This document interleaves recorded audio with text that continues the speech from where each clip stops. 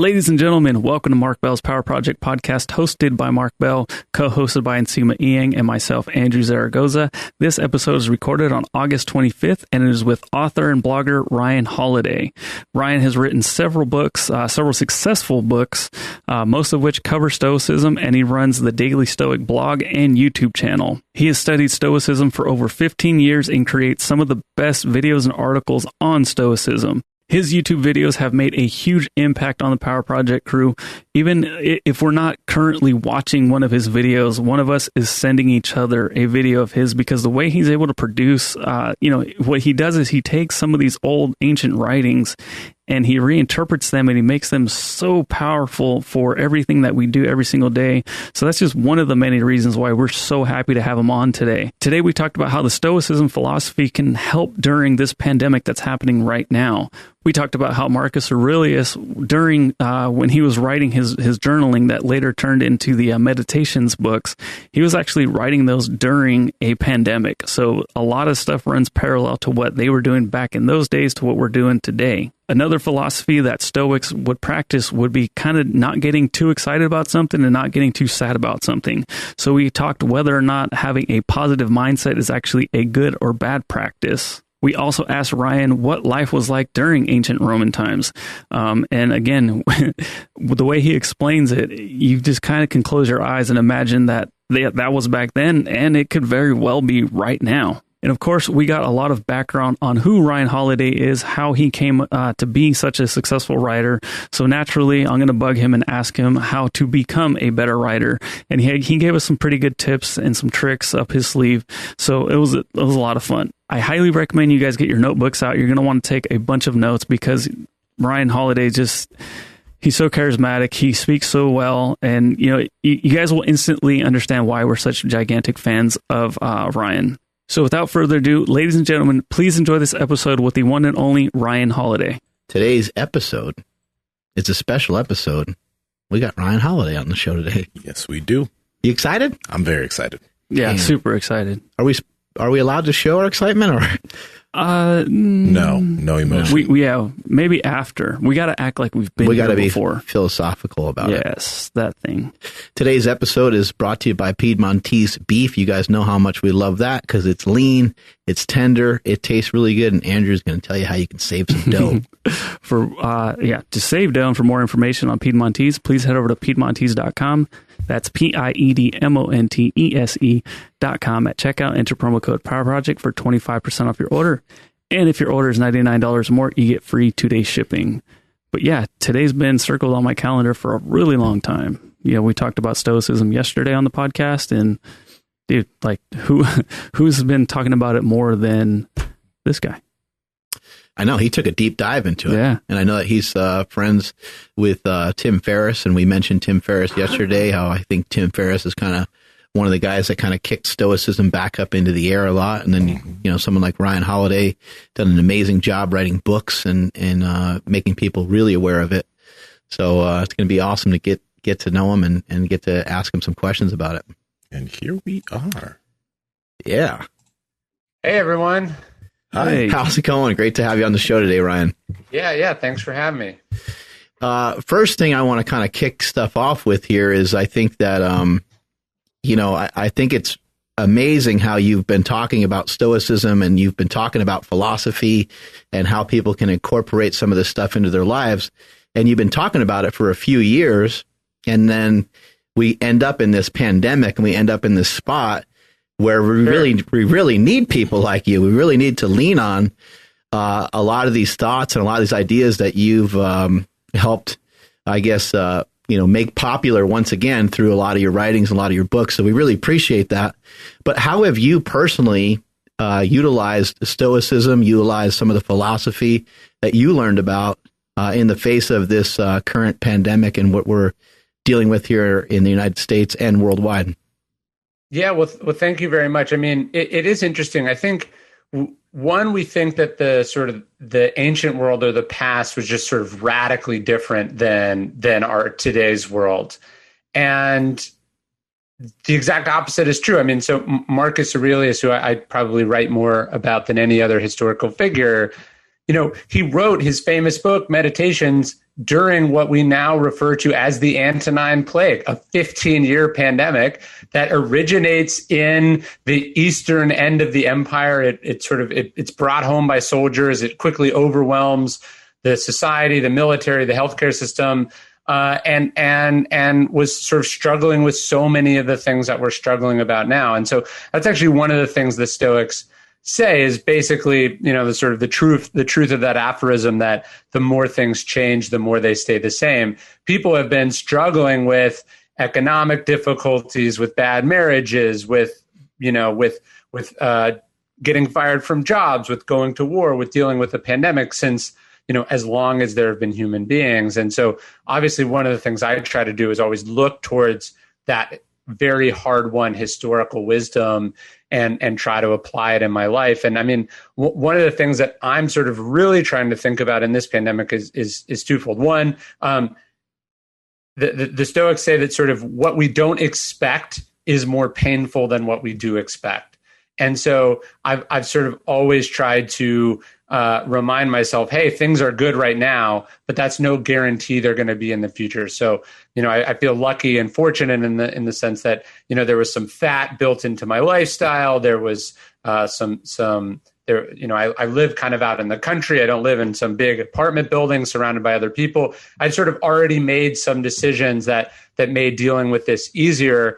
And then the other thing that the Stoics talk about over and over again is just sort of the importance of, sort of how our actions impact other people. So like when I look at the last 5 or 6 months, I'm proud of a lot of things. I'm proud of the work I've been able to accomplish. I'm happy with the time I spent with my family. But what I feel most proud of is like, look, I know I didn't give this thing to anyone else.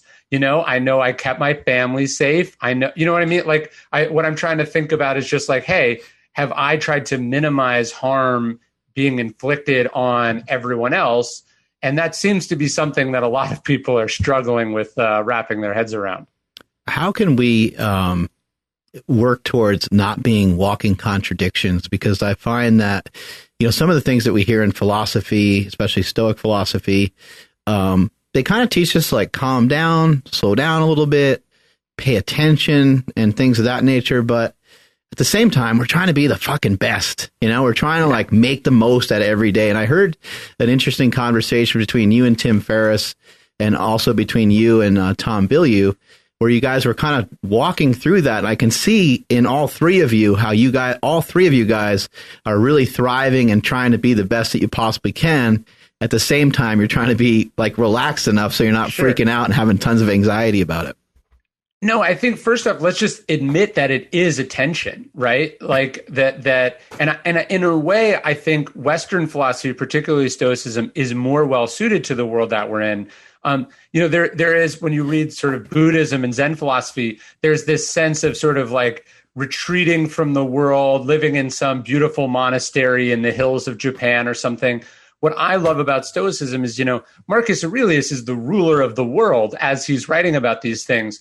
Seneca, in addition to being a powerful politician, was one of Rome's sort of most respected and popular playwrights. So he's a writer at the same time, and which obviously I relate to because that's my profession. So I don't think the Stoics were in any way saying that you can't try to do great things, you can't be a master at whatever your craft or profession is, that you shouldn't try to win, or you shouldn't try to be world class at anything, whether it's wrestling, which they talked about, weightlifting, which they talk about, or writing, which they obviously talk about as well.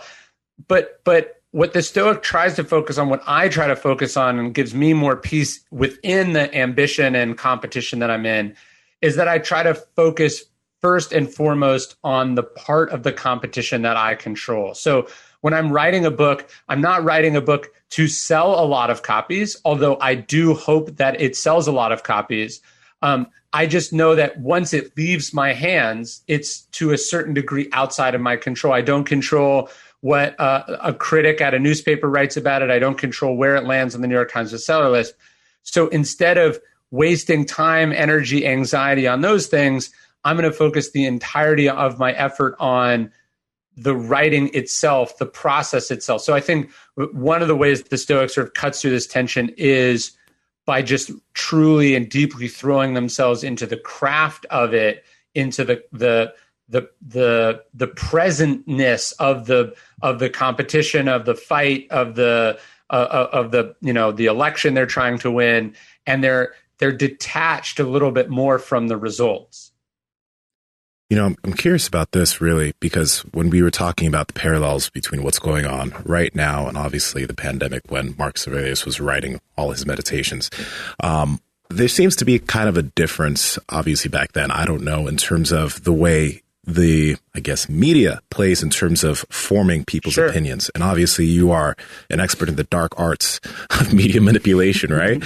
So when, like, for example, when I see my mom, she's watching the news, it stresses her out, man. Like, and my family, like they're going back and forth. They're stressed about this with COVID and like, it's just really, really, really bad.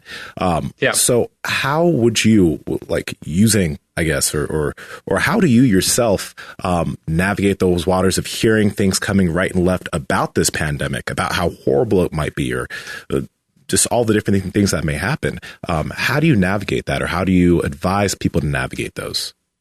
Well, I think we do a bad job as a society making a distinction between being informed and watching the news. Right? It's important to understand what's happening, and it's important to understand how the world works. I think it's less important to watch 2 hours of CNN or MSNBC or Fox News every day.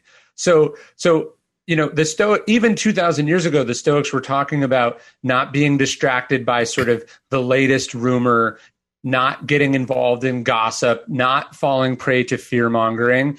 And they were talking about wisdom instead. And I think wisdom tends to come from books. Wisdom comes from insights and conversations from smart people. Wisdom comes from stepping back and thinking about it. So what I always ask people when I hear that they watch a lot of news or whatever, I always go like, how often do you ever make decisions based on this information? Like for instance, although there's been some good news and bad news over the last 7 months with COVID, the underlying facts of the virus have not changed. It's still really bad. It's still going to kill a lot of people. You can still mitigate it by social distancing, wearing a mask, avoiding unnecessary, risks, so on and so forth. And that these are sort of our obligations as a society while, we work on better treatments and hopefully a vaccine.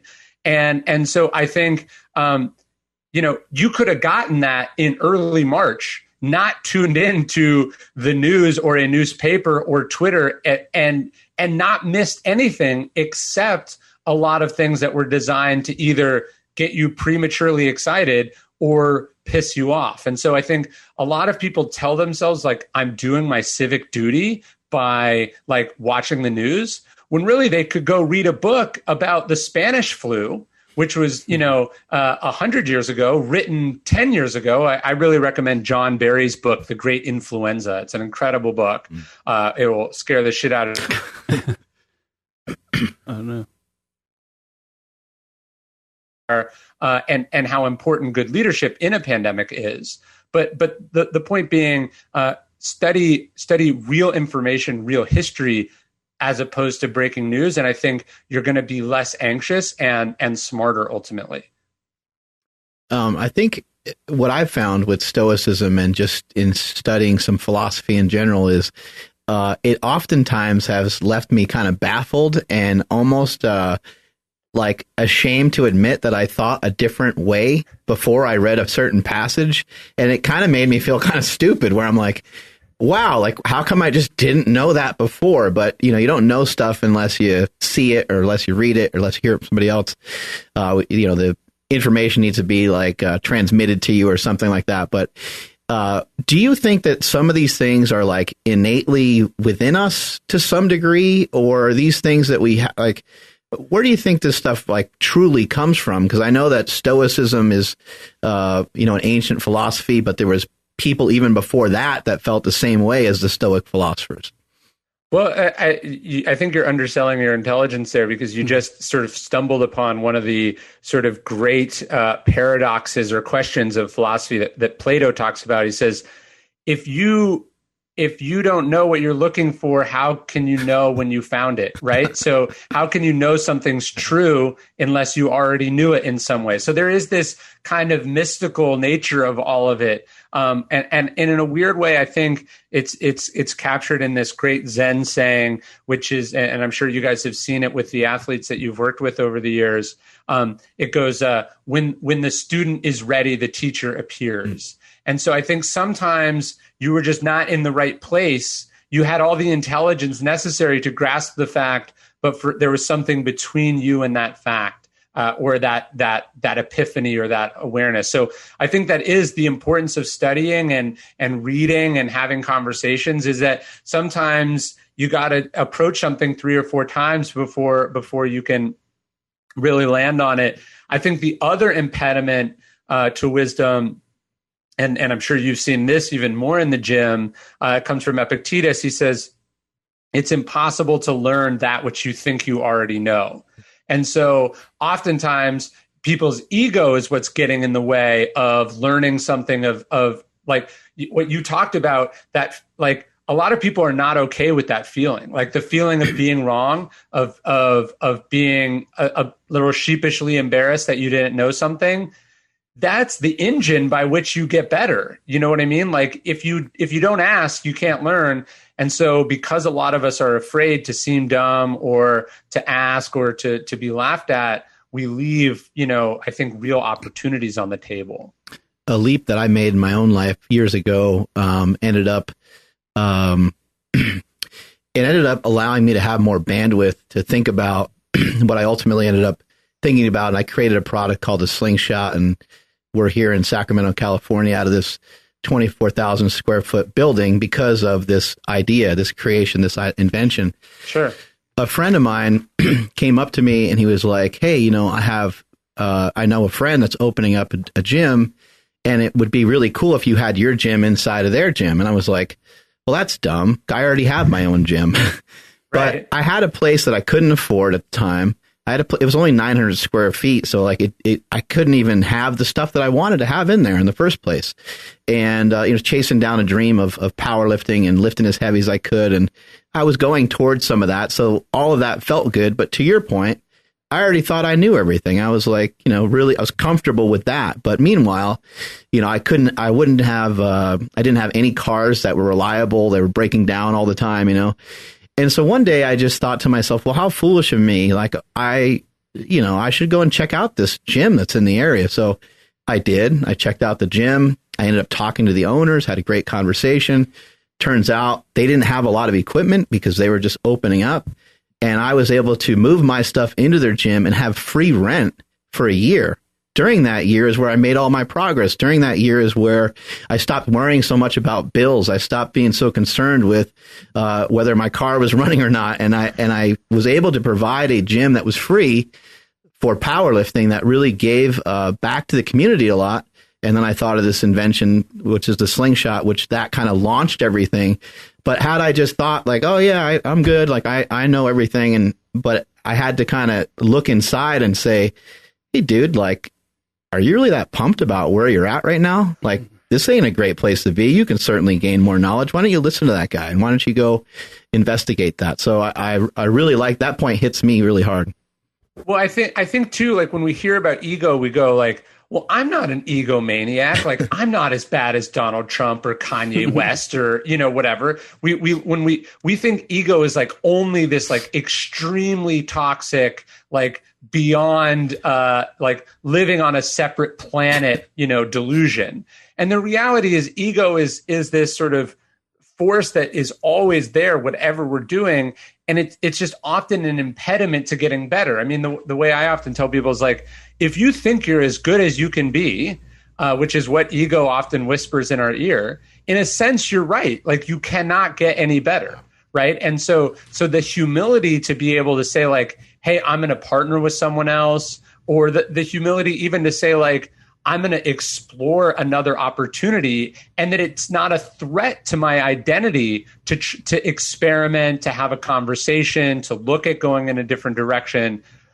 It's not only is it really important, I think we massively underestimate the cost that attitude, that lack of humility has for people, because we don't see all the doors that we've shut in our own faces, right? We don't. Let's say you hadn't listened and you just continued doing what you're doing, you would have probably continued to be successful. You might have ended up somewhere relatively similar to where you are now, but you would have had no idea of all the things that you missed out on. And so ego is this really insidious force in that it costs us things, but it so blinds us that we're not even really aware of what we're missing out on.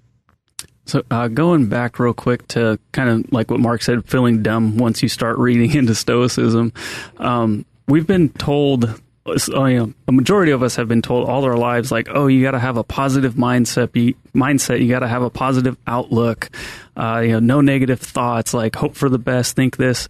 But then you start reading into Stoicism, and it's like, not only should you not expect anything from anyone, but also kind of prepare for actually the worst scenario. So my question to you is, like, is there really anything inherently bad about like hoping for a better outcome, or is that just kind of taking you two steps back where you really should be, prepping for that possible negative outcome, and then when something good happens, just be like, sick, like that was great. Yeah, I don't think there's anything wrong with hoping for the best. I think the problem is that hoping for the best is often an excuse for not doing the hard work or having the hard conversation that you should be having, right? So you're killing us over here. You're killing us. That's a great quote right there. I think like, to go back to this pandemic, it's not that we should have closed down the world permanently in fear of there being a pandemic in the future. It's that you would want a pandemic response team and a playbook that you would go. You would want a system of tools that would help you predict whether a pandemic might happen. What are the warning signs? What are the precautions? So on and so forth. And then what's the emergency team that you call? In call to the scene when it's true that when it happens to be the case that you are facing an outbreak of a contagious disease. And look, the reality is we had a lot of this in place, and it was unfortunately dismantled precisely because of some of that optimistic thinking. We go, hey, it's costing me $20,000 a year to have insurance on my building. And that seems silly and will seem silly until the day it burns down. And I'm really going to wish that I was paying those insurance premiums. And so I think more practically, it's not that you never hope, you never gamble, you never push forward. It's that by knowing that you've covered a lot of the bases, you can more confidently proceed rather than sort of recklessly proceed. So the Stoics have this exercise of premeditatio malorum, which means a premeditation of evils. And so it's just always thinking about, hey, here are the things that are outside my control that could happen, but here's my likely response to those things if they happen. And by the way, I'm not gonna predicate my happiness or make conditional my happiness on everything going my way, because that's very unlikely to happen. So again, I'd rather be pleasantly surprised that something bad didn't happen than unpleasantly surprised that a bad thing that everyone warned me about and I ignored did happen. Do you think you could give us some insight into what the ancient Romans, what their lives were like? Because I think that maybe, I know a lot of people listening probably, especially the people that are fans of you, understand, but it's my understanding that they like had everything and then some, and they were kind of in a spot that we're in now, I guess you'd say. Like, that society, that culture had so much that just to get a thrill, I mean, they would, watch people fight to the death, and that things seemed a little crazy, a little bizarre at the time. So maybe you can fill us in on what that looked like. Well, so I'll read this quick passage from Meditations that might give you a sense of, sort of how similar the Romans' issues were to our own. This is from Book 5 of Meditations. Marcus says, at dawn, when you have trouble getting out of bed, tell yourself, I have to go to work as a human being. what do I have to complain of? I was going to do what I was born for, the things I was brought into the world to do. Then he says, or is this what I was created for, to huddle under the blankets and stay warm? And he says, but it's nicer here. And then he says, so you were born to feel nice instead of doing things and experiencing them? And so the point is, 2,000 years ago, the most powerful man in the world was having the same trouble getting out of bed that I had this morning when I heard my 3-year-old crying that, he was awake and wanted to eat. And so, the reality is, like, the Stoics were experiencing so much of the same things. I open in my book, Stillness is the Key. I open with this scene from Seneca. And Seneca is, and you guys would love this. Do I have a copy? Here, give me one second. Sure thing. Told you that was a good passage there. Mm-hmm. That's the one that fired me up yesterday. Not to read too much of my own stuff, but Seneca in the year. Let's pull this up. Is that an Iron Maiden shirt? Of course it is. Fucking sick, bro. Okay, so it was the late 1st century AD, and Lucius Seneca, Rome's most influential power broker, was struggling to work. The problem was the ear-shattering, soul-rattling noise that poured in from the street below. Rome had always been a loud city, think New York City construction loud, but on the block where Seneca was staying was a deafening cacophony of disturbances. Athletes worked out in the gymnasium underneath his suite of rooms, dropping heavy weights. A masseuse pummeled the backs of old fat men. Swimmers splashed in the water. At the entrance of the building, a pickpocket was being arrested and making a scene. Passing carriages rumbled over the stone streets while carpenters hammered away in their shops and vendors shouted their wares. Children laughed and played while dogs barked.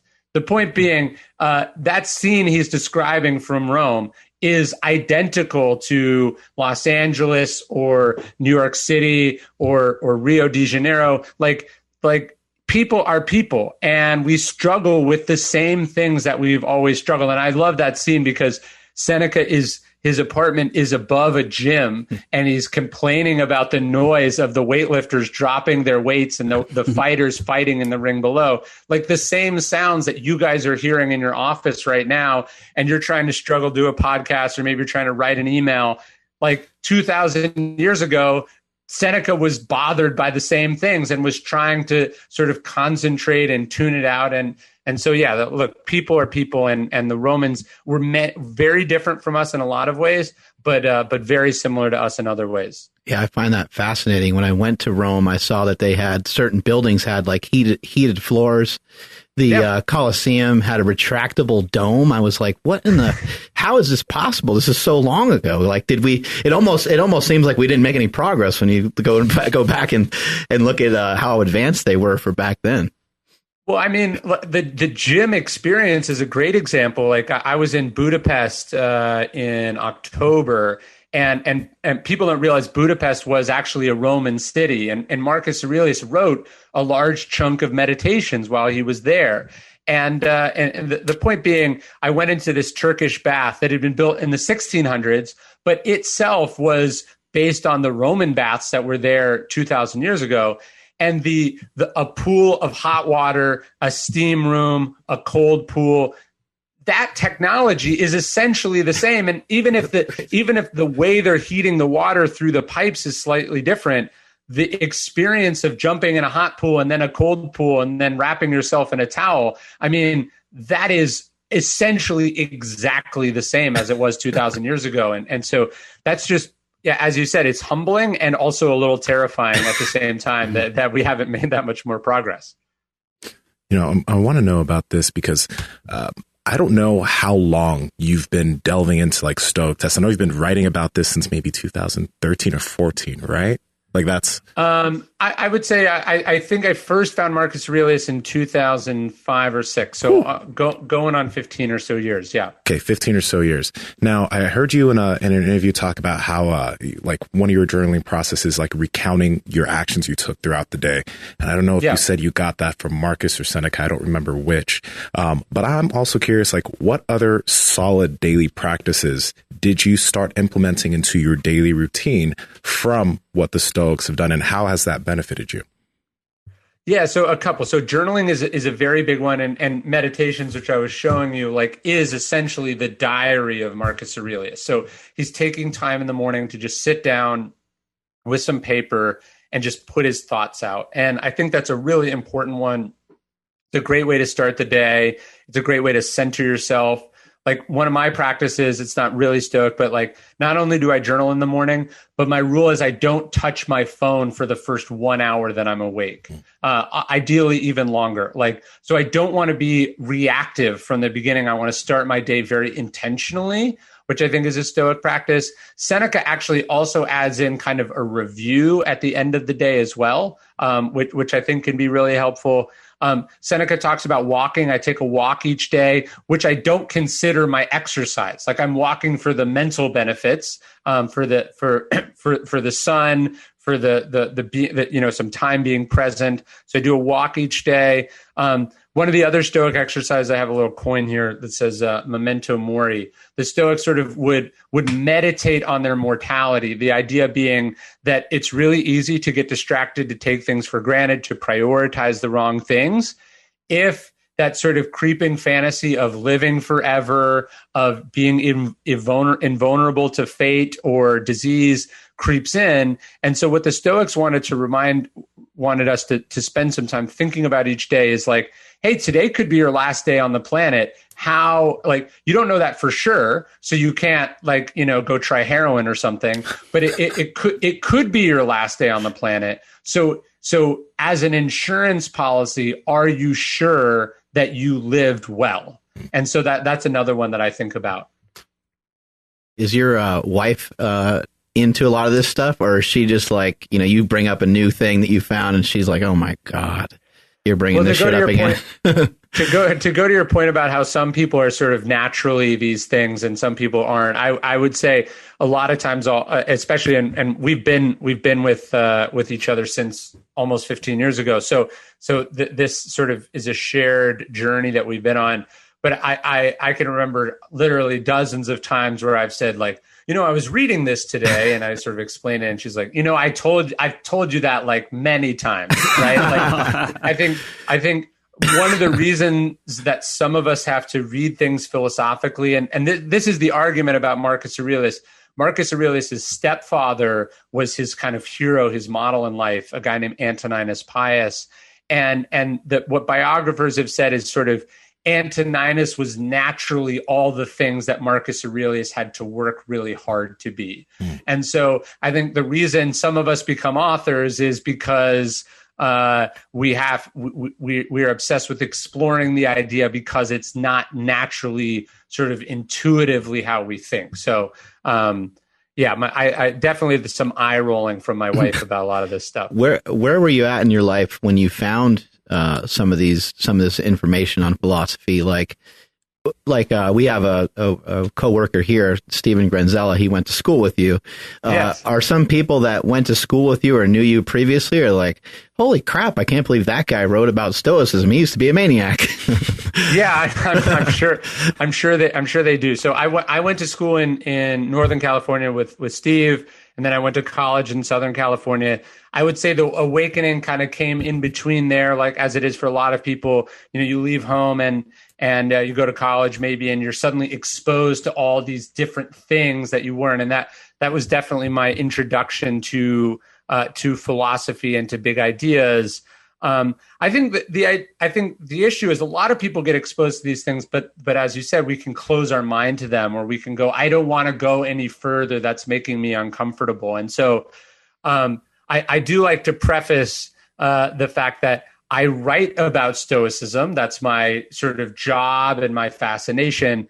Obviously, as far as applying these things in my day-to-day life, I'm a human being like everyone else, and am sort of on a very different, much slower, much less eloquent journey to sort of apply, if we're talking about getting up out of bed in the morning, or we're talking about, controlling your temper. These are things that we all struggle with. And I think when you read meditations, the way I read it is, oh, Marcus is writing this down because he had trouble getting out of bed in the morning. No one writes in their diary, I'm so amazing, I got out of bed this morning, congratulations, right? Like he's having that, he's recording a dialogue he had with himself, and he's not happy with that dialogue, in the same way that maybe you're bumping up against some limitation in your sport, and you can feel that voice of resistance inside you, and you have to win the argument with yourself. And so I think that's what to me, that's what philosophy is about. It's about trying to win that argument over the course of one's life. Do some of your friends and maybe other family members, do they turn to you for advice, or are they kind of like, shit, I can't ask him anything because he's just going to tell me how it is? Because you have so many different, passages and quotes from Stoicism that maybe they just don't even want to hear it because they don't like hearing the truth. Yeah, I don't know. I mean, I try to be a approachable, regular person, and I try to keep. I try, as I was saying, my work is sort of the articulation of the ideal. And then I try to be very understanding of real people in the real world. So it's not I don't, Seneca talks about this in one of his letters. The point of philosophy, he's saying, is to scrub off your own faults, not to go around like indicting other people or lording it over themselves. So, obviously, I think we all struggle with, judging other people as it talks about in the Bible. But I think that's an impulse that we want to keep in check, certainly. Cool. And then you just mentioned the Bible. Is there any time where Stoicism and like religion run parallel, or is there too many different intersections here and there? Well, they certainly intersect. I mean, one of the interesting things is Jesus and Seneca are born the same year, and Seneca's brother Gaio is in the Bible. He's basically a Roman magistrate, and he oversees a case involving St. Paul, and he lets St. Paul go. There's some other sort of reported instances of persecution of the Christians by the Stoics, and then a few hundred years later, then it was the Christians who were persecuting the philosophers. So there's like a sort of a nasty history there as well. But the reality is the four virtues of Stoicism are courage, moderation or self-discipline, which obviously you guys talk a lot about, justice, and then finally wisdom.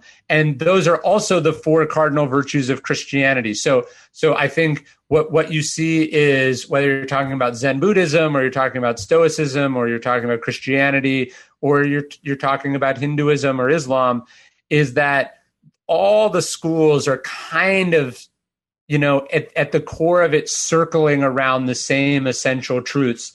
They might have different explanations, and they might have different names for it, and they might have some very diametrically opposed beliefs. But at the end of the day, I think truth is truth, and we all sort of get there eventually. I have a lot of people in my life that they ask me about some of the stuff I'm reading in terms of your books or any of this stuff. And some of these individuals are very emotionally driven. And I think one of the things we talked about it yesterday, when I was initially reading about this stuff a few years ago, one of the things that I got wrong was I was like, oh, wow, this is going to help me control my emotions and be, but in essence, you're not necessarily, I guess, controlling your emotions, more so just understanding that they're there and not being controlled by them, right? So yes. My question to you is, a lot of those individuals that talk to me about this view Stoicism very negatively, because they're like, why do you not want to allow yourself to feel these things? And what's the benefit of that? To those types of individuals, how would you explain the benefit of this being? Because this seems to be to them kind of like, when you hear the word Stoic, you think of a very straight-edged Stoic individual, but that's not necessarily what this is, right? Yeah, there's a big distinction between the word Stoic and Stoicism, right? And that's really hard for people to wrap their heads around. Stoicism, the lowercase word, means the absence of emotions in the English language. Uppercase Stoicism is the philosophy that we're talking about. And it's really not about having no emotions. I think it's about eliminating destructive emotions like hatred or jealousy or anger, and really probably not even eliminating them. The Stoics would say it's involuntary that you'd have emotional reactions to things, but let's just make sure we're not making decisions based on those emotions. So, I mean, one of the interesting passages that I was just talking to a friend of mine about in Meditations, and one of the interesting things is, I think as you read and reread and you go on this journey, as you were saying earlier, you discover things that you've seen 1,000 times, but didn't get the first time. Anyways, in this one passage, Marcus Aurelius talks about eliminating or conquering the passions, he says, and replacing them with love. And so love isn't a word that you'd think you'd hear from Marcus Aurelius, but I think that's what he's saying. He's saying, like, no, let's replace anger with love. Let's replace lust with love. Let's replace ambition with love. Let's replace impatience with love. And so it's absolutely not about becoming a sociopath or a robot or, a feelingless person. I think it's about getting yourself to a place where you're not jerked around by forces inside of you that you don't understand or control. I think being an artist and being a creator, as you are with being an author, I think can be really difficult. And a lot of people probably desire that lifestyle, but they also don't want to be like the starving artist. So how did you navigate those waters? I know a little bit of your history. You worked at American Apparel for several years and so forth. Did you kind of work to make a living as you were working towards, I guess, your quote unquote dream? Yeah, definitely did. And also wasn't quite sure what the dream was. And so I was just doing things, exploring things, meeting people, learning, ideally putting myself in a position where I could take some career risks, that and not worry about, living under a bridge somewhere. So I think a lot of people think writing is a profession that you just pick up and do. And really, writing is not the hard part of the job. The job is having something to say. You know what I mean? Like, you can study interviewing, but that isn't going to mean you're going to have a good podcast. You have to have something to say. You have to have an audience interested in hearing what you have to say. And so for me, that writing journey was, I was always writing. But I wasn't a writer until my first book came out. I started my first blog in 2005 and my first book came out in the summer of 2012. So it took a long time, but that time was probably the best time that I spent. And I've done almost a book a year since then. So I'm still reaping the benefits of that period. And it even took time for that to grow as well, right? Like you wrote Sure. like an article. I think someone was attracted to it, and then they came to you and said, "Hey, I'd love to do a book with you." And your mentor, your boss, told you like, "No, dude, you ain't ready for that." And you were like, "What? Like, I thought you'd be pumped for me." Well, no, and that's where the ego thing comes in. Definitely, like you can just because you get a chance doesn't mean you're ready to take advantage of that chance. And even with my book, The Obstacle Is the Way, that book came out in May of 2000. May of 2014, and it hit the bestseller list for the first time in May of 2019. Mm-hmm. So I think that's the other thing, and I'm sure you guys see this. Everyone is looking for a shortcut. Everyone wants you to guarantee they can get results by this time or that time. And the reality is that book took 5 years to build its audience organically and naturally. And it wasn't 5 years of sitting around waiting. It was 5 years of, consecutive unending work on it. And so, it took longer than I certainly, if you had told me at, 18 years old that I could be a writer, but, I wasn't gonna hit the bestseller list on that book until I was 31 or 32 years old, I would have said, like, fuck that. That's impossible. Like, I can't wait that long, And so patience is a thing we often have to learn by experience. A lot of our audience is college students and individuals like at that age, early 20s, et cetera, right? And I've heard that, like, you know, you dropped out after your first year, I believe. And I don't know when you got your apprenticeship with Robert Greene, if you had a relationship with him beforehand. But my question to you is, how did you have, first off, the confidence to do that at that time? And then, you know, moving on to everything that you've done since, what does your self-education process kind of look like? Because a lot of people taking that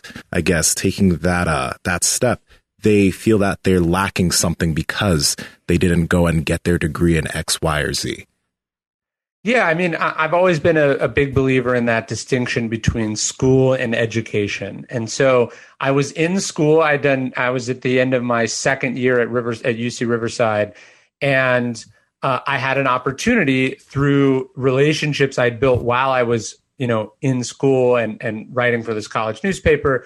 I had an opportunity to meet some writers and then work for them. And what I realized is that if what I wanted to do was be a writer, the best way to do that would be to be around writers and to learn directly from actual masters of that craft. That's not to say the professors at the university didn't have things to teach me, but they just couldn't teach me as directly and from the same position of expertise. So I was very scared by it. It was not an easy decision by any means. You know, I almost backed out of it many times.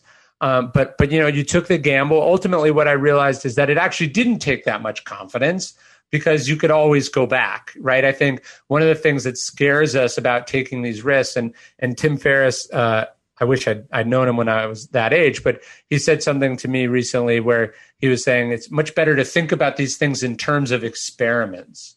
So if you're like, I'm dropping out of college, so for the rest of my life, I will not have gone to college and I won't be a college graduate, that's a really intimidating, scary thing to do. But if you tell yourself, I'm taking 1 year off or 1 month off from college, you know, that's much more feasible. And so what I basically realized was, I could always go back. So I took this calculated risk. I started to see returns from it pretty quickly, and in that sense, never looked back.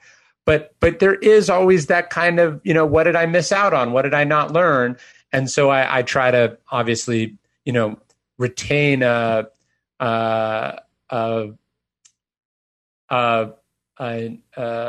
push towards maintaining, like I'm committed to continuing my education on an ongoing basis, as opposed to what unfortunately a lot of people do, which is they go like, you know, I did 12 years of school and then I did 4 years of college, like I'm done, you know. And so I'm thinking about it more as an ongoing sustainable lifestyle model, as opposed to, you know, this thing you did once and then you're finished. In some of your research, what have you seen in terms of the Stoics talking specifically about like happiness or sadness? What have you seen from them where they think that happiness and sadness mainly comes from? And then maybe even your own personal thoughts on how you view happiness and sadness. Yeah, the Stoics probably don't talk about happiness maybe in the modern sense of that word, but I think for them, I was telling you about my book Stillness earlier. That idea of not being jerked around by emotions in either sense, like not fearing what's to come, not worrying about what's happened in the past, not feeling unfulfilled or empty because you haven't done this or that, not comparing yourself to other people. I think what philosophy is trying to get us towards is a place of kind of equanimity and calmness. I think in the West, we tend to see happiness as like achievement and activity and busyness and exhilaration. In a sense, we're really conflating happiness with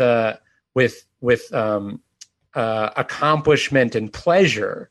And so for the Stoics, I think happiness was something quieter and calmer. And that's been one of the weird things about the last 4 or 5 months for me, as obviously as devastating as it's been to watch everything that's happened, as I'm sure for you guys, there's been a not insignificant financial hit.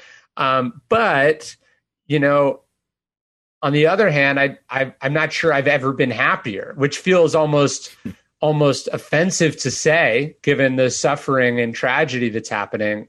But I've never been happier in that, I've never spent this many days at home. I've never watched this many sunsets from my own back porch. I've never spent this much time with my family. I've never been this concentrated on like the part of my work I enjoy the most, right? Like the pandemic can take away my ability to travel, but it can't take my ability to sit down and write. In fact, it's almost more conducive to that than the busier life of all the opportunities that were available to me before. So I think for the Stoics, and certainly what I try to think about is my definition of happiness is sort of control over your own life. And the more control I have over my life, the happier I am. And the more I sort of submit myself to outside forces, the less happy I am. So what did the Stoics celebrate then? Like, is there anything in the writings to where like they had a huge celebration and all that good stuff? Yeah, sure. I mean, look, the Romans obviously celebrated military victories and athletic prowess and all sort, and creative expression and all the things that we celebrate as a society today. Did the Stoics think it was a good idea to predicate your happiness on, whether you won this election or that election, whether you were the richest man in Rome or the second richest man in Rome?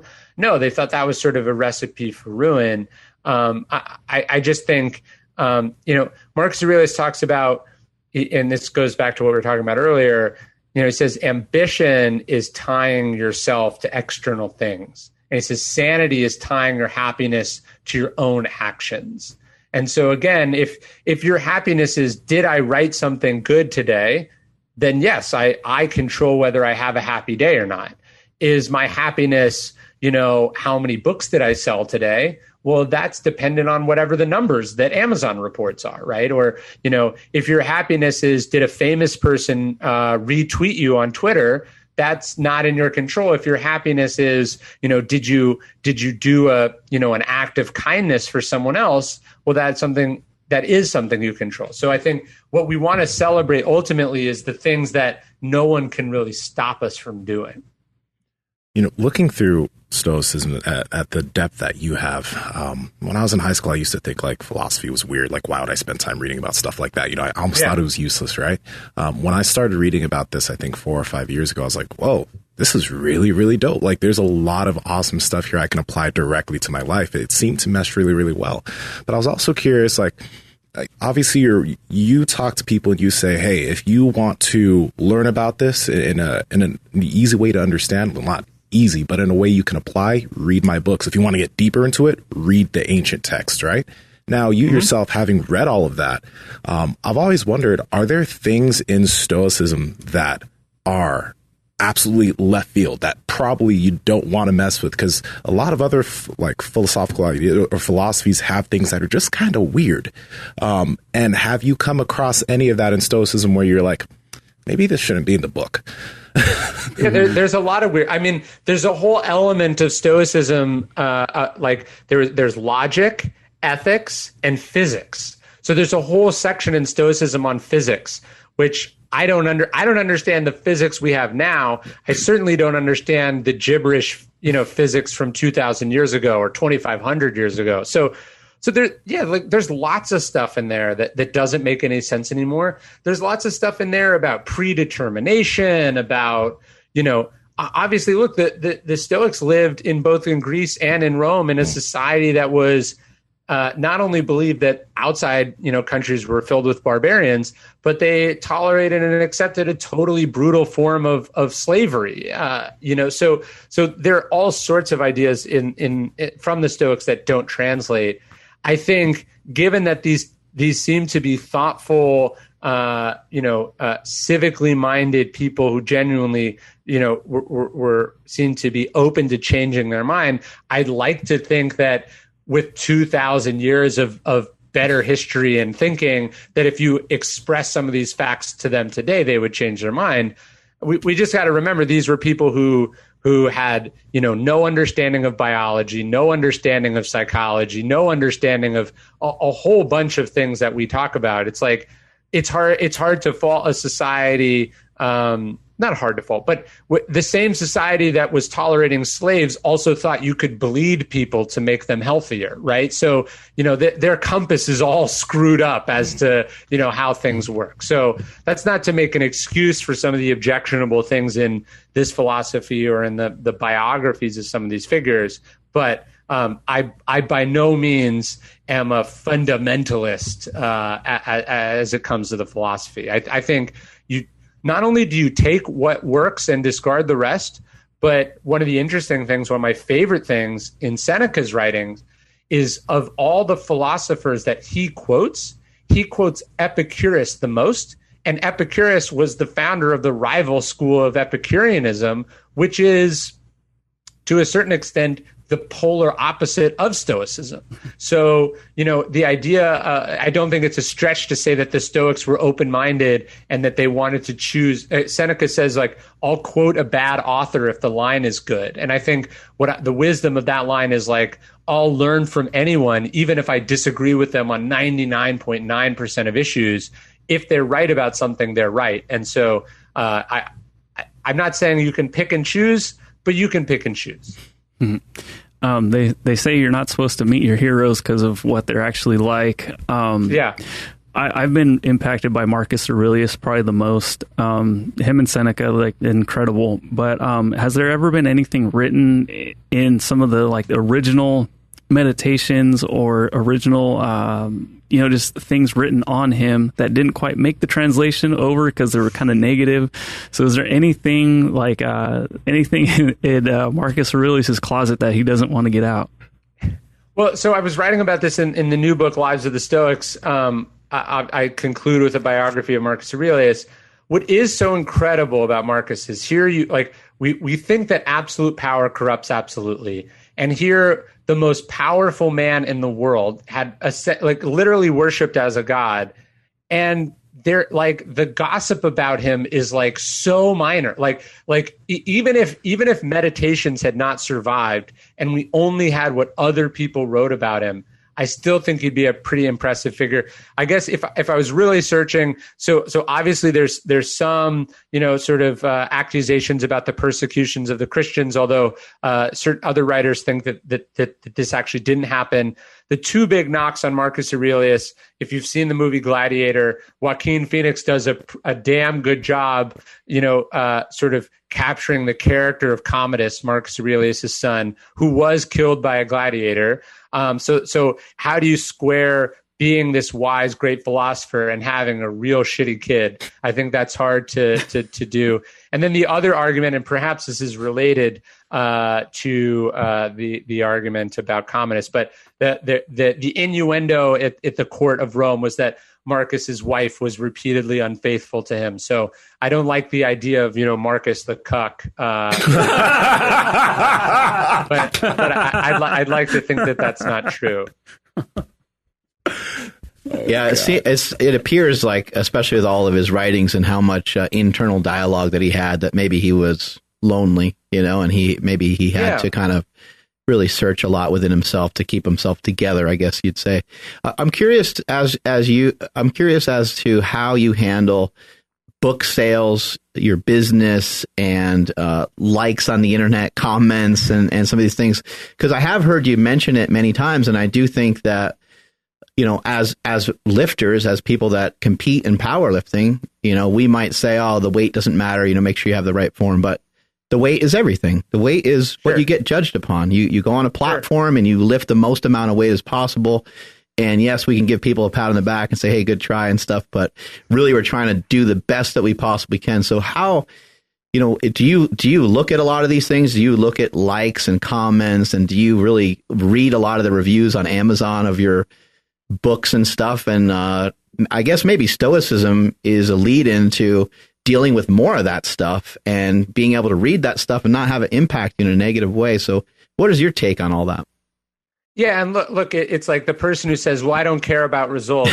Obviously, we respect that attitude more if that person is a winner than if they're a loser, right?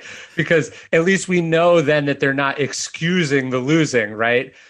It's tricky. I would say one of the ways I've come to think about it, because I do think these things matter. Like, you don't get to keep writing books if none of your books sell, right? You don't get invited to the competition if you can't, lift the entry level weight or whatever it is. So you got to be kind of in the ballpark, I feel like, and that matters. But I feel like it's like with my first book, I was 10% proud of what I'd done and 90% waiting to see what the external results told me about the project.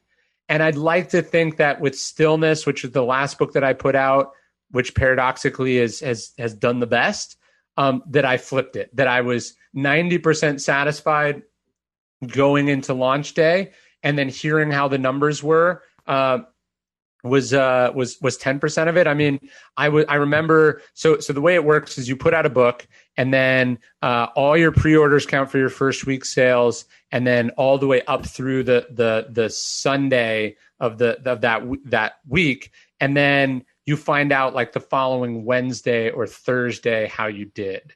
And so I remember I was on book tour and I was staying at the Los Angeles Athletic Club. And obviously I was on West Coast time, the publisher's on East Coast time. So when I woke up, I went to turn the alarm off on my phone, and I could see I could see a bunch of texts, and I knew like, okay, this is the news. Like this is whether I got it or not. This is the numbers have come in. And I remember putting the phone down, getting in the elevator, going down, swimming, doing my journaling, trying to do my writing for the day, and then checking the numbers. And the numbers were great, and I was very happy with them. But there's no way that 8 years previous, when my first book had come out, I could have waited even a half a second to know, how I did, because I needed that validation. And I do think one of the benefits, like when we talk about ego or confidence, one of the benefits of succeeding, of setting out, beating your goals and getting some wins under your belt, is it helps you become ironically, egotistical people are the most obsessed with external status, right? They need the constant validation. And I think once you know you're good, like once you know when you have what it takes, you're still competitive, you still want to win, but your identity, I think, is less tied up in those things. I haven't read Stillness just yet. I have the book, but I was curious, especially in today's day and age. We talked a little bit in this podcast earlier about, the news, media manipulation, et cetera, right? Well, social media is obviously a big part of everyday life. And I feel like it's affecting younger individuals much more because they're so into that. I would assume that Stillness somehow goes into, I don't know if I'm correct, but kind of, I guess, detaching yourself a little bit from that. And I was curious how you would, I guess, talk to individuals who do attach a lot of worth to social media, likes, things that they see, even jealousy when it comes to other things that they see on social media, how to navigate those waters, because you especially, you have to, everything you do is on the internet. So what are some, I guess, tactics that you yourself use to not let that affect you as much as it does many people these days?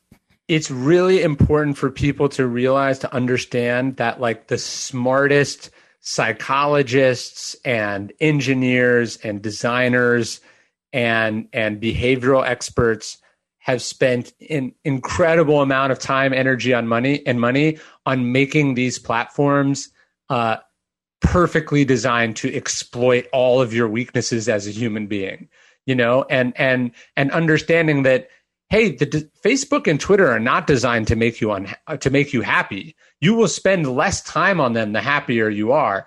It's to make you dependent on them, to make you crave the validation. If everyone felt good about themselves and comfortable with their own opinions, would we be broadcasting them to each other and then, incessantly refreshing to see if anyone disagrees or agrees or how many likes? Of course not, right? And so, some basic tactics I use, like I don't have any social media on my phone. It's all on my wife's phone. So if I want, I have it, I do use it. It's part of my profession essentially. But as much of it as possible is scheduled. So done in advance. And as I check to see the results of it as little as possible.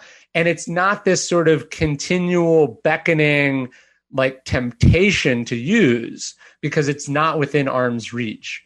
And so it's like if I'm bored, I want to pick up a book, right? Or I want to go for a run. I don't want to spend an hour and a half on Instagram and then wonder where the time went.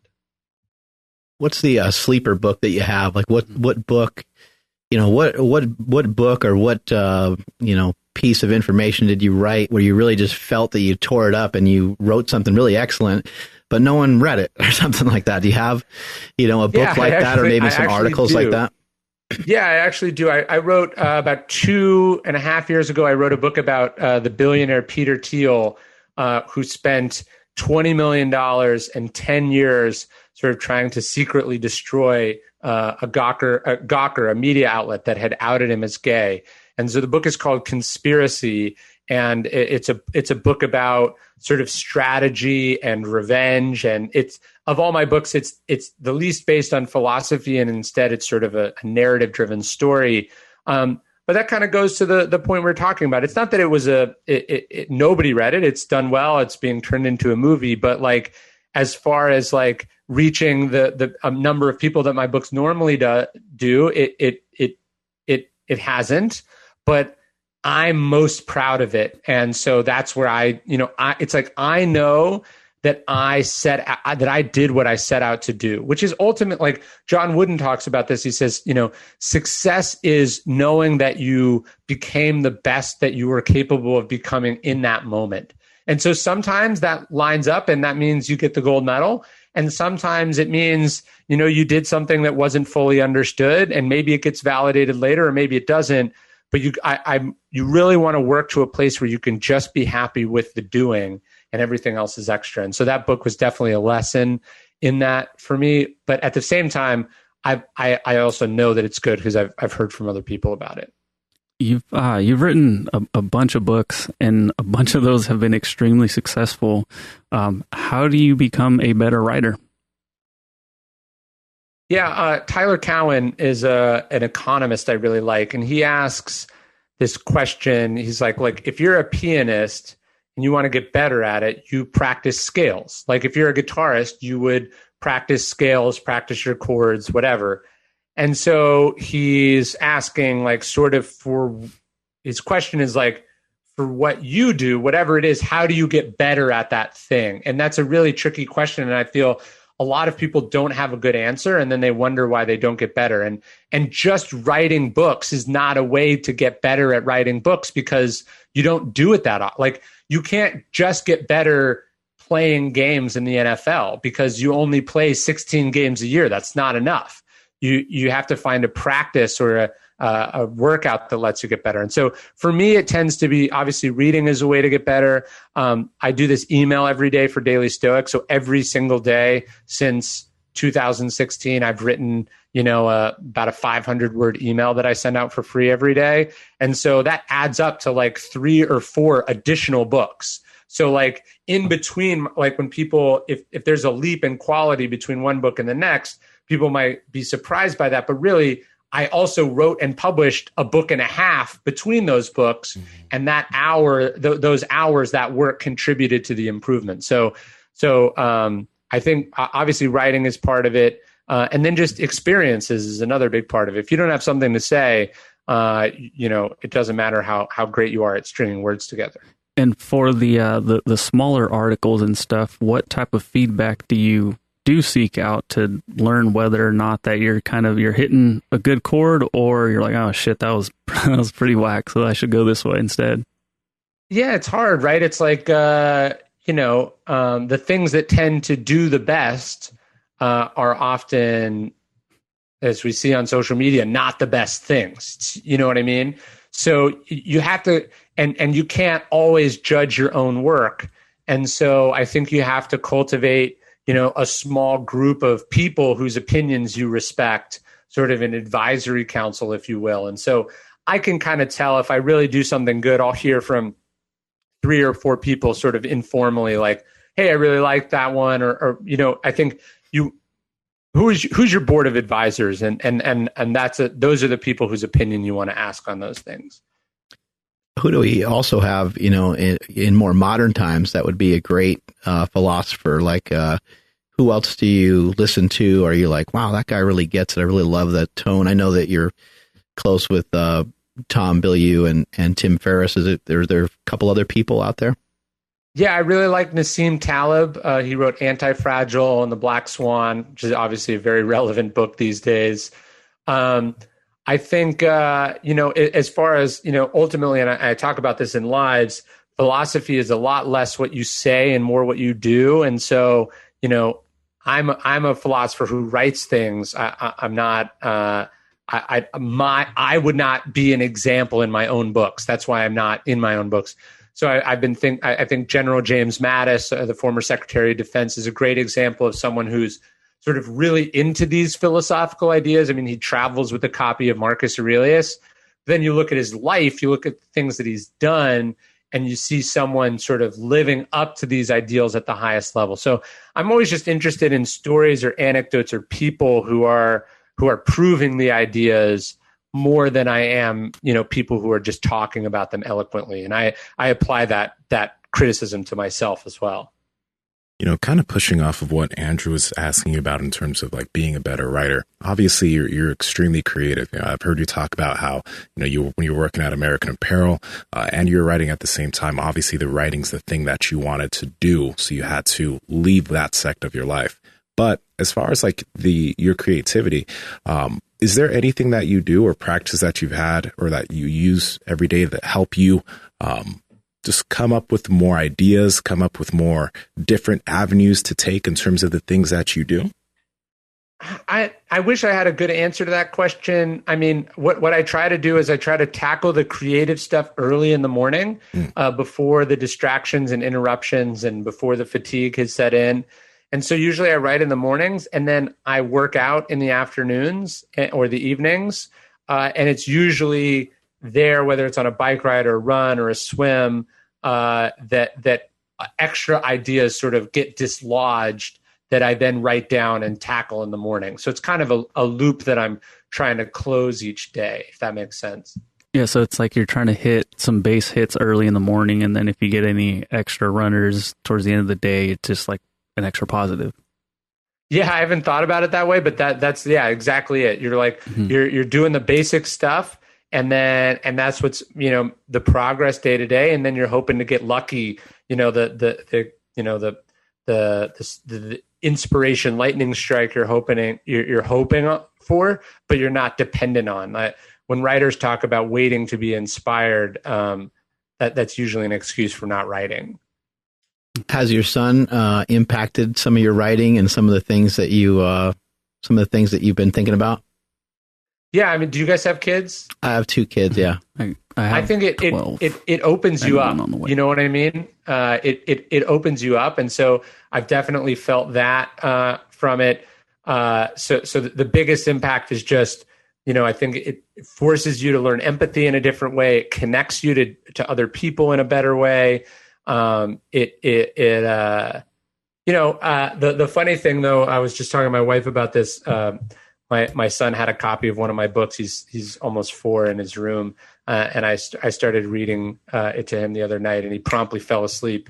And so we've been using my books as a way to get them to bed as well. So certainly, as happy as I am to get them to bed, it's forcing me to reconsider some artistic choices on the next book as well. I don't like that I can't command even a child's attention.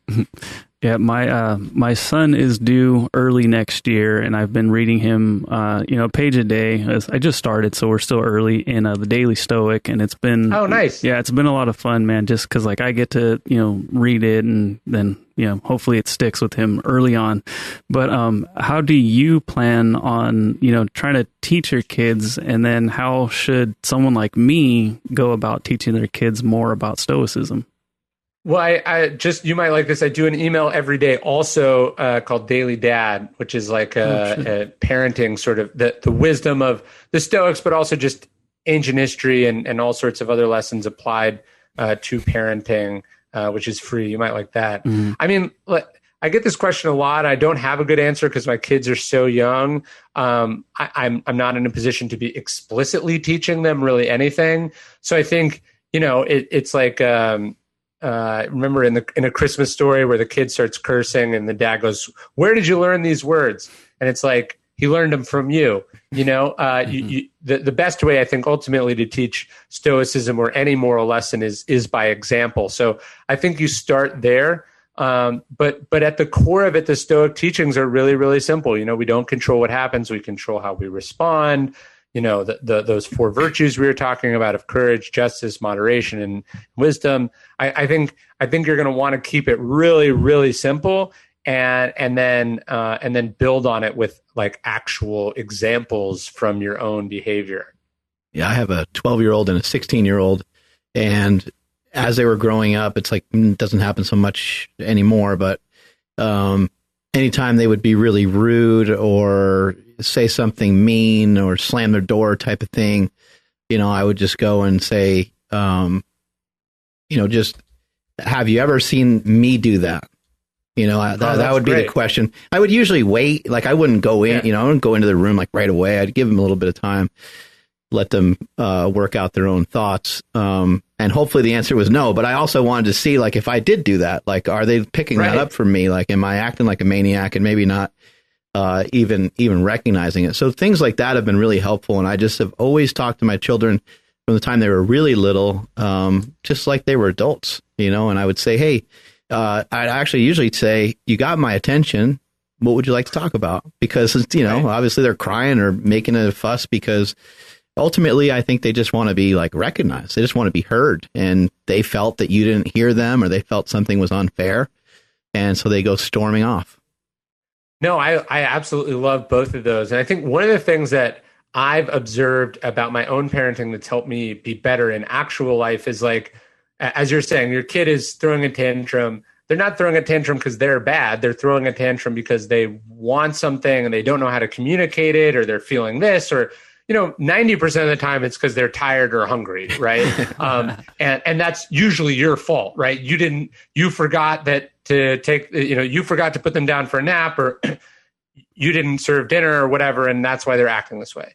But we're really bad at applying that logic to other people, right? Somebody cuts you off in traffic, it's because they're a horrible person. Someone was rude to you, it's because they don't respect you, blah, blah, blah. And if we could step back and try to think about why people are doing what they're doing and try to help explain it away rather than indicting them, I tend to find that turns down the volume on your emotional response a good portion of the time.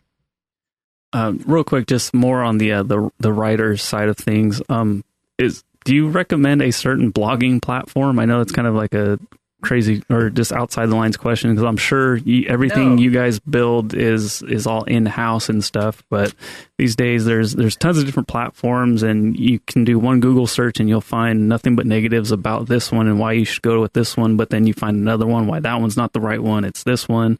Because I do love to write. I keep saying that I'm going to start a blog and I just haven't done it yet, but yeah, I'm just curious what you would recommend for somebody to start with basically zero, because I just don't plan on it ever being anything. I would start by starting, and you can always fine tune the tools. I mean, I'm sure you guys see this from a weightlifting perspective.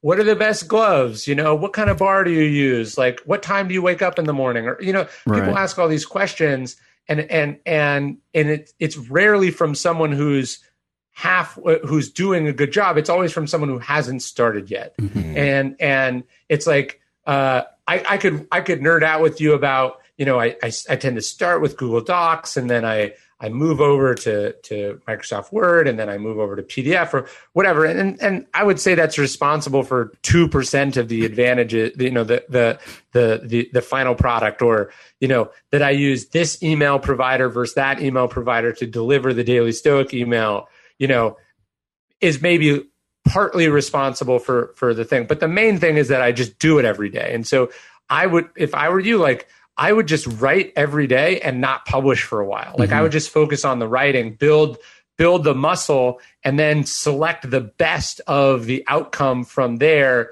And then, as we were talking about earlier, just experiment. Try this one, try that one.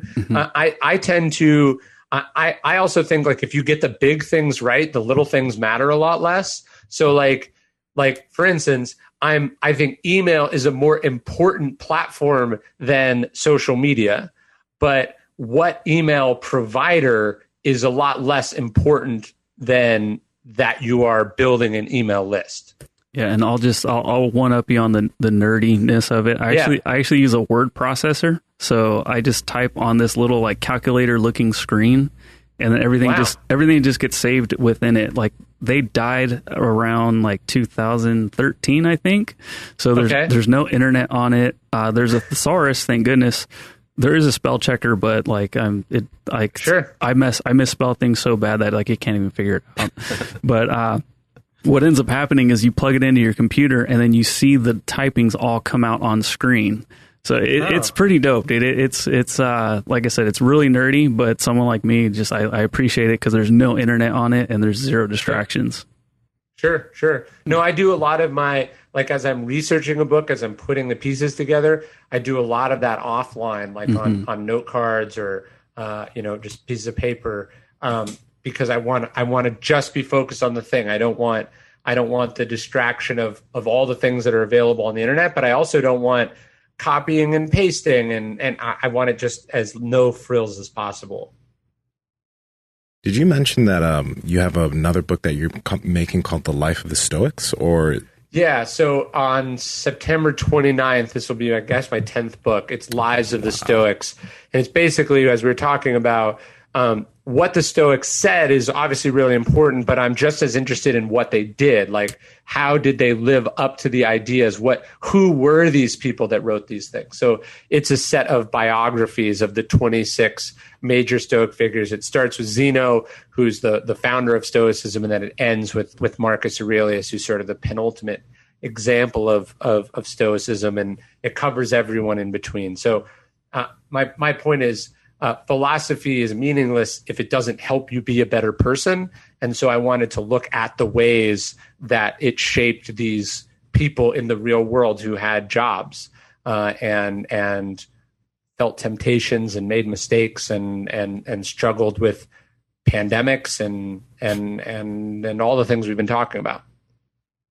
What's the meaning of life?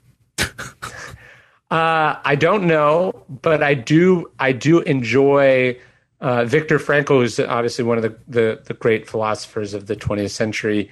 He's saying, like, we think we are asking the question when really life is asking us the question, and we answer. Meaning is not an abstract thing. Meaning is something we make, and we make it with our actions and our decisions and our relationships. So I tend to think, in one sense, life is meaningless in that who knows where we came from? We all die. Nobody knows what happens after. So the meaning is like right now. What do you do? Do you make it better for people? Do you make it better for yourself? Do you make a difference? That sort of thing. And what are you trying to do with your writings? I feel like I was given this great gift when I was introduced to Stoicism, and I think a large part of what drives me to do what I do is sort of paying that forward, like communicating these ideas that have been so instrumental in my own life. And then I also think I am trying to figure out what they mean in my own life. So I'm always writing books that I'm never writing the books from a position of having figured it out and I'm lecturing you about it. I am talking to myself first and foremost, and I'm hoping that the ideas are relevant to you as well. Awesome. Where can people find out more about your books? So ryanholiday.net. I'm at Ryan Holiday pretty much everywhere. And then Daily Stoic, if you want that email we were talking about, that's dailystoic.com/email, at Daily Stoic everywhere. And if you're a parent, dailydad.com is the same thing. I'm sure I'm speaking for a lot of people that are watching this right now. Like, I personally really appreciate you. You've made a huge difference. I watch a lot of your content. I don't think I get a chance to see all of it, but I'm damn near close. Like, I try to watch every video I have in my iPhone. I have like 500 videos that are downloaded into my YouTube, and probably 200 of them probably have come from you. So thank you so much for all your work. It's making a huge difference in a lot of people's lives. So thank you so much. Yeah. No, thank you, and tell Granzella I said hello. And next time I run up to Sacramento to go to Gym Boys, I'll give you guys an email. Oh yeah, and Tim Ferriss had a question for you. He said, "What's the name of your farm animals?" I think that was the question. He wanted to know what my farm animals are. Well, I have some cows, but I have a miniature Highland cow named Bubba. I have a donkey named Buddy, and then I have a goat named Watermelon, and another one named Bucket. Awesome! Thanks for your time. Appreciate it. See you guys. Thank you so much. Damn, that was amazing. Yes. Yeah, really, really cool. Yes, it was. I think people will get a lot from that one. I hope they got their notebooks out. Mm-hmm. Number 2 pencil. Yeah, I saw you taking a lot of notes. With the pencil, by the way. Mm-hmm. Why I was mixing it up. out? Yeah. I was mixing it up. Why not? I wanted to ask him this because I was curious about it, but I didn't I didn't know how weird this question would sound. He's probably someone who has just like a massive I guess documentation of the type of people that pay attention to his content. I wonder if like the percentage of men versus women that watch this. I only ask because of the small sample size of women in my life. They tend not to like this that much, right? So I was curious about that, but how is it presented to them? I like whenever I talk about it, I try to talk about it in the most positive way. Mm-hmm. But when it does come to the idea of not being super responsive to your emotions or reactive to your emotions, that's where some people tend to just be like, And like that's why I asked him about, the misunderstanding of Stoicism and what it means. It's not necessarily a lack of emotion, but more so just not reacting to them or understanding them. I think a lot of people maybe just have a misinterpretation of like what this is supposed to do in some sense. You are free to kind of react to stuff whatever way that you want,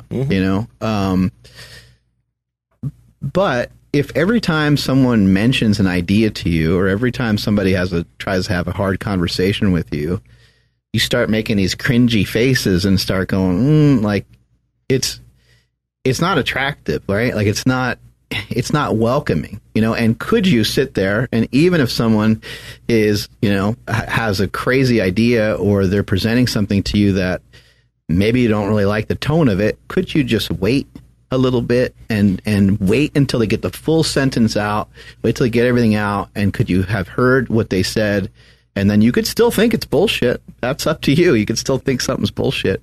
I'll give you a quick example. A quick example would be I show you guys a picture of a bacon cheeseburger. And you're like, damn, that looks like some good food, right? Mm-hmm. I show you an ice cream sundae. Boom, right?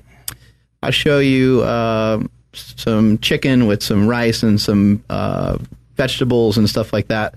And let's say that you don't really like vegetables. Well, now your face may have kind of changed, especially from the ice cream, right? Now let's say I have a picture of just an entire fish that was cooked on the grill with the eyes and everything. Some people are going to go, oh, like right away.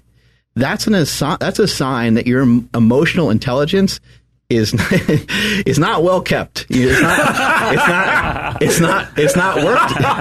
not worked on enough. And the reason why is because, and again, you can react whatever way you want, but the reason why is because that is food for some people. Like that's what they recognize as food. In other countries, they're like, holy shit, that's delicious. Like they love that. They grow up with that.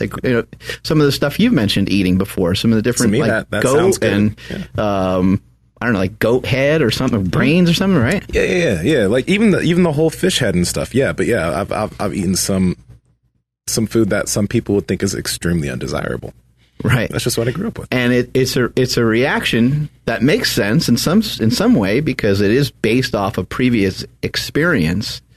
But I think you need to think of the consequences. That's a really minor consequence. if I said, hey, you want to get this, and I showed you a picture and you were like, oh, that doesn't look like it's food for me. Like, that's not my definition of food. That's not a big deal, right? Yeah. But what if you did that with everything all the time? Or what if you just did it very often? You were always reactionary to what was presented to you, what was shown to you. Second, someone shows you something, and it's just, I just don't think it's a great way to grow. Yeah. How are you ever going to grow? I want to learn about Nigerian food. I think that's cool. Like, I would like to I'd like to try it. I'd like to, and there would probably be some stuff where I'd go, dude, I think that's disgusting. But why not be open to it at first and then, make a determination? Oh, I could see how you get used to that. That seems pretty cool, that kind of thing. Yeah, I get some eyebrows whenever I tell people how much fat-free cheese I eat. Yeah, fat-free cheese. Especially from Nsima. I purposely really tried not to move my eyebrows there. So, fat-free cheese, it's been determined I don't it's not want to actually know. food. I don't care. It's not. Neither's, like, I don't know, protein shakes, I guess, but it's still whey, but it's created somewhere. Don't compare. Don't mess with my fat-free cheese. We're going to bleep that out every time he says fat-free cheese. We're going to figure it out. Somebody come in and edit. Yo, Mark, okay. For real, someone teach me how to do that. Real quick. When Ryan was saying something and you're like, whoa, that's amazing. I was listening, but I was like, shit, what was that thing that he said? Do you have that in your notes? Because I remember that was like I don't know if it was off a question that Andrew asked or something that you asked him. I don't remember that necessarily. I can look in just a second. But yeah. I do know that I wrote this down because Andrew said the word whack, and I just wrote that down, and I was like, I got it. After Ryan jumps off of here, like, I'm going to fucking applaud Andrew for using the word whack. Especially with a guess like that. Yeah, that's in a sentence, like, and it was super it was just slipped in there, like. It was super casual. I didn't even catch it. That means it was really good. You're rewarded $50. Sick. Mm-hmm. Wow. Get some more fat-free cheese. I think it was when he was when I asked him about is it a bad idea to hope for the best? Mm-hmm. Yeah, I think that was that. I have it highlighted. I don't remember exactly what he said at this moment, but he did talk about Mr. Granzella. He did. Yeah, we brought you up twice. Mm-hmm. Mark did, and then he did at the end. He said it was like neutral. A real angry little guy, is what he said, neutral. And I was like, we're like, what? He's not little. He also said he was.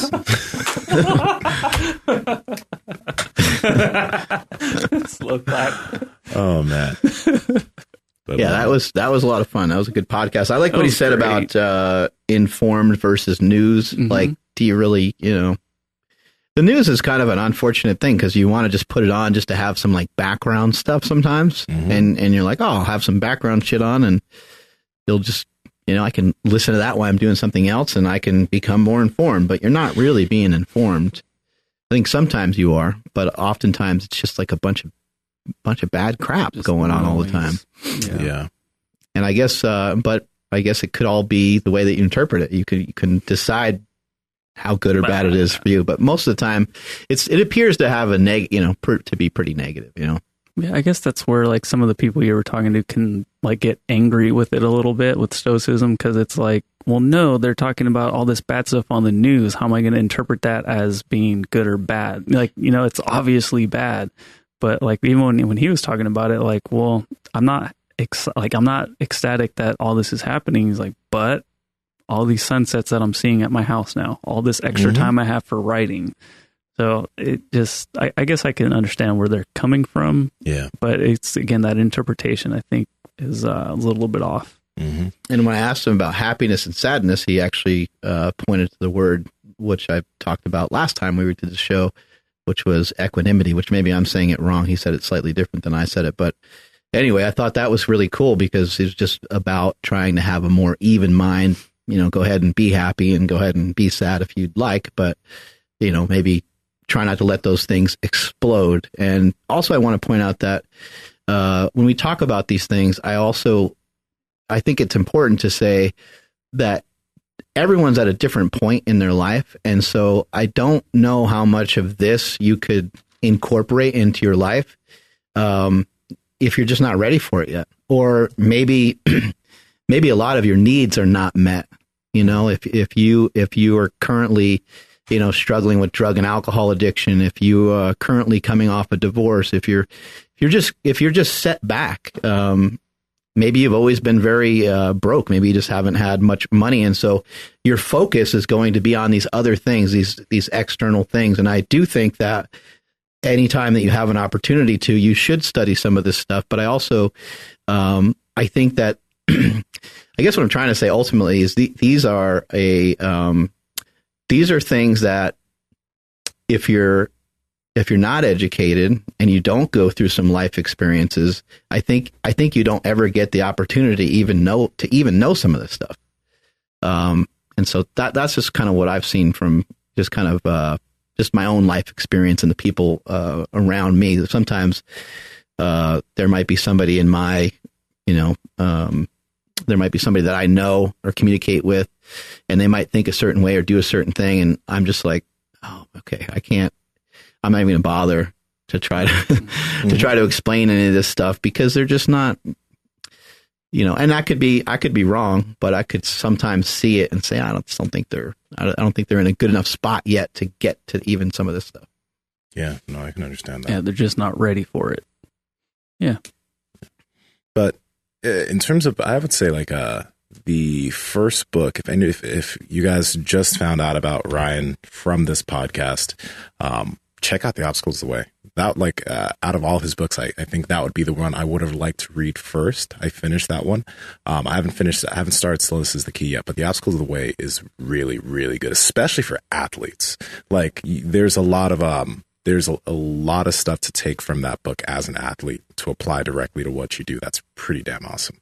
So that's the one I would start with. But I can't wait to dig into Stillness is the Key, because I think that book would be one that's very, that probably deals with a lot of present day first world problems as far as social media and distraction are involved. So I'm super interested in getting that one too.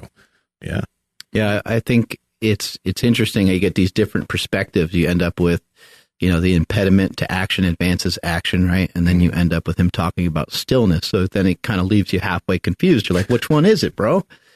Like, am I supposed to be moving all the time, or am I supposed to chill out? And I guess the true answer is that we need both. I think you need to purposely just not do a whole lot every once in a while.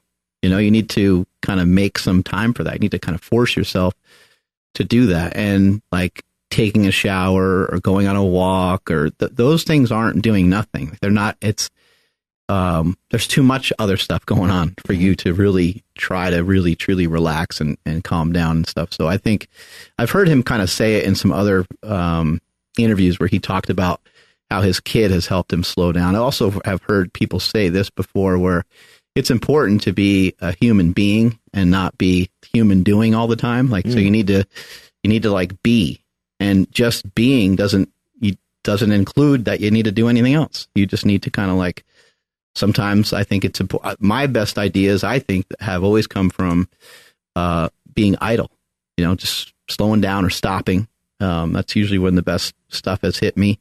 In most of the, creations and ideas that I've had, it's usually come from like lifting, right?